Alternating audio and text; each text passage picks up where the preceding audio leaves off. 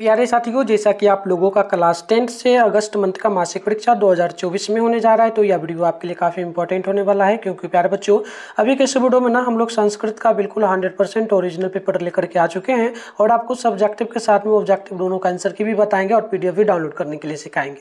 तो विषय कोड आपका 105 रहेगा, टाइम 1.5 घंटा का मिलेगा, 50 नंबर का एग्जाम होगा, सेम टू सेम यही क्वेश्चन पेपर मिलेगा। अगर आप लोग चैनल को नहीं सब्सक्राइब कर तो कर लीजिएगा, क्योंकि यही पेपर आए। तो चलिए यहाँ पर देख लीजिए, सबसे पहले खंड अ में आपसे 1 से लेकर के 30 तक ऑब्जेक्टिव प्रश्न पूछा, आपको 25 प्रश्नों का ही जवाब देना होगा, ठीक है ना। चलिए मैं फटाफट से आपको सारे प्रश्नों का जवाब दे देता हूँ, फिर इसका PDF डाउनलोड करने के लिए सिखा दूंगा। और इसी चैनल पे शाम में डेली 6 बजे 2025 में आप लोग फाइनल एग्जाम दोगे, उसके लिए लाइव क्लास होता है और नोट्स वगैरह मिलता है। तो आप चैनल को सब्सक्राइब कर लीजिए, नोटिफिकेशन कॉल पे प्रेस कर लीजिएगा और आगे का जो पेपर है वो भी आपको मिलेगा, ताकि आप सब्सक्राइब कर लीजिएगा और वीडियो को भी लाइक कर लीजिए। चलिए पहला नंबर क्वेश्चन है, मूल संकल किसके बचपन का नाम था, तो याद कर लीजिएगा। ऑप्शन ए होगा स्वामी दयानंद का, तो ऑप्शन ए होगा बिल्कुल करेक्ट। 2 नंबर प्रश्न की गायत्री देवा की किल गीत कहानी या जो उक्ति है या किस पाठ से ली गई है, तो याद कर लीजिए। 2 का ऑप्शन बी होगा भारत माता, तो ऑप्शन बी नोट कर लेना है। 3 नंबर की केंद्रीय लोक सेवा आयोग की परीक्षा किसने उत्तीर्ण किया था, तो 3 नंबर का right answer option B note कर लेना है, राम परवेश राम ने, तो ऑप्शन बी नोट कर लेना है। 4 नंबर है स्वामी दयानंद के गुरु कौन थे, तो याद कर लीजिएगा। 4 का ऑप्शन नंबर हो जाएगा स्वामी विरजानंद, यानी ऑप्शन नंबर जो है 4 का बिल्कुल यहाँ पर करेक्ट होगा।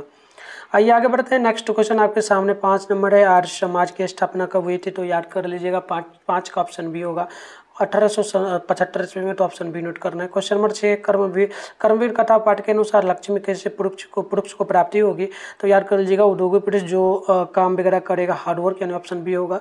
7 नंबर प्रश्न है कि स्वामी दयानंद का परिवार किसका उपासक था, तो याद कर लीजिएगा 7 नंबर का ऑप्शन ए होगा, यानी कि शिव का उपासक था, तो ऑप्शन नंबर ए जो है बिल्कुल यहाँ पर राइट होगा। आइए आगे बढ़ते हैं प्यारे बच्चों, नेक्स्ट क्वेश्चन देख लीजिएगा। 8 नंबर बोला जा रहा है कि स्वामी दयानंद के गुरु कहाँ रहते थे, तो याद कर लीजिएगा बिल्कुल यहाँ पर राइट आंसर जो है ना 8 का ऑप्शन नंबर हो जाएगा बी, यानी नोट कर लेना आप लोगों को, मथुरा में।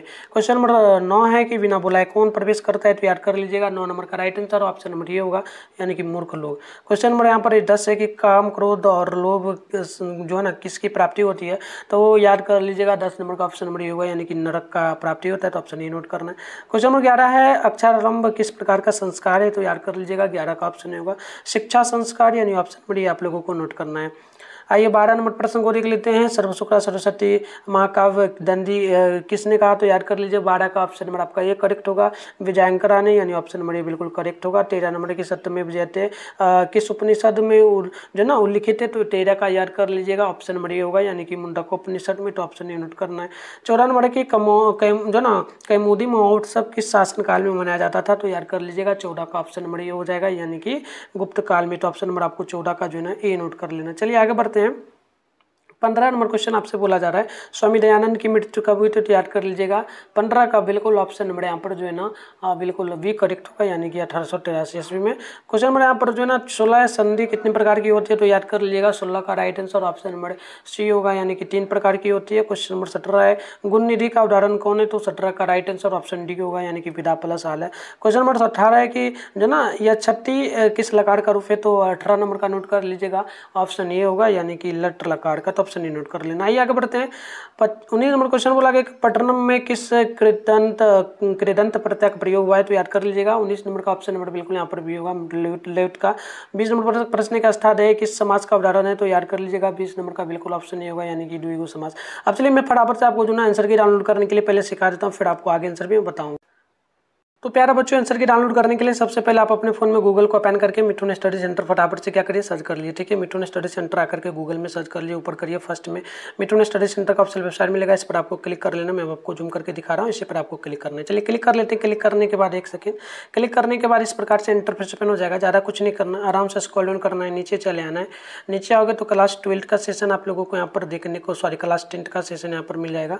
ये रहा क्लास बिहार बोर्ड क्लास 10 अगस्त मंथली एग्जाम, ये फर्स्ट वाला जो लिखा है इस पर क्लिक कर लेना पेपर डाउनलोड करने के लिए। इस प्रकार से इंटरफेस पेन होगा, आप आराम से स्क्रॉल डाउन करना, ठीक है। पेज को रिफ्रेश जरूर कर लेना, रिफ्रेश करके आराम से स्क्रॉल डाउन करके नीचे आओगे। यहाँ पर देखो, यहाँ पर जो है ना इसमें आप देख सकते हो, इस पर क्लिक करके भी आप चाहो तो डाउनलोड कर सकते हो, बट नहीं करना, आप आराम से स्क्रॉल डाउन करके नीचे चले आना और व्हाट्सएप ग्रुप टेलीग्राम ग्रुप को ज्वाइन कर लेना, ठीक है। ज्वाइन नाउ पे क्लिक करके दोनों ग्रुप को फटाफट से आगे बढ़ते हैं। फिर आगे बढ़िएगा तो यहाँ पर देखिए पेपर का नेम मिलेगा, डाउनलोड लिंक मिलेगा, तो करना के सारे सब्जेक्ट का Hindi Sanskrit science social science math, आगे बढ़िए इंग्लिश उर्दू नॉन हिंदी सारा रहा है, फिलहाल में करना है संस्कृत का, तो डाउनलोड लिखा है ना सामने, डाउनलोड पे क्लिक कर लीजिए।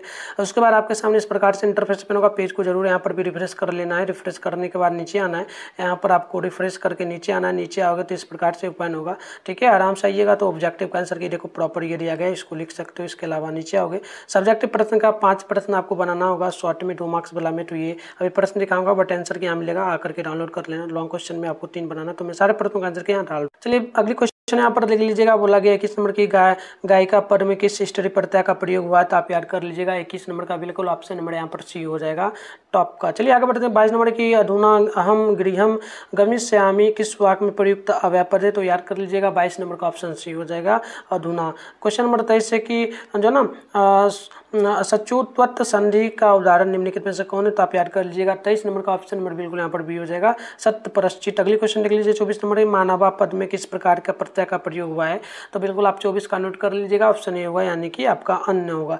आगे बढ़ते हैं क्वेश्चन नंबर 25 की ओर। बोला गया कि पठित वाहन में किस प्रकार का प्रत्यय, तो याद कर लीजिएगा 25 नंबर का ऑप्शन आपका बिल्कुल यहाँ पर बी होगा कत्तों का। अगली क्वेश्चन देख लीजिएगा। 26 नंबर प्रश्न पूछा गया कि संस्कृत में उपसर्गों की संख्या कितनी है, तो याद कर लीजिएगा 26 का ऑप्शन नंबर सी होगा यानी कि 22 होगा। अगली प्रश्न आपके सामने 27 से जो ना गरियान पद में किस प्रकृति प्रत्यय का प्रयोग हुआ है, तो आप याद कर लीजिएगा राइट आंसर बिल्कुल 27 का ऑप्शन नंबर हो जाएगा सी यानी कि गुरु प्लस आन का यान का। अगली क्वेश्चन 28 है कि व्याघ्रघात भयम किस समास का बिगड़ा है, तो याद कर लीजिएगा 28 का ऑप्शन नहीं हो जाएगा तत्पुरुष का। क्वेश्चन नंबर 29 है सह जो ना स्टाता भवती जो ना इसमें रेखांकित पद में बताइए ये जो है ये क्या है, तो याद कर लीजिएगा किसका उदाहरण है, ठीक है।